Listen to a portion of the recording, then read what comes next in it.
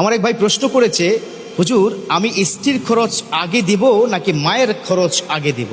মানে হচ্ছে ভরণ পোষণের কথা তিনি বলেছেন, যে স্ত্রীর ভরণ পোষণটা আগে নাকি পিতামাতার ভরণ পোষণ আগে। সুন্দর প্রশ্ন। এটা আমাদের সমাজের মধ্যে আসলে নতুন করে রাইজ হয়েছে। যেমন মায়ের অবজেকশন, হাইরে তুমি তো তোমার বউ নিয়া ভালোই আছো, আমার দিকে খেয়াল রাখো না।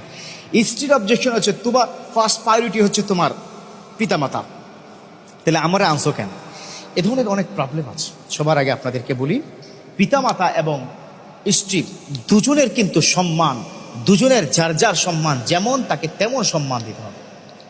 স্ত্রী হচ্ছে আপনার শরীরের অংশ, অর্ধাঙ্গিনী, he is a part of your body, সে হচ্ছে আপনার শরীরের অংশ। সেজন্যই তো রব্বুল আলামিন বলে দিয়েছেন, হুন্না লিবাসুন লাকুম ওয়া আনতুম লিবাসুন লাহুন্না। ও দুনিয়ার স্বামী স্ত্রী, শোনো শোনো, তোমরা একজন অন্যজনের পোশাক।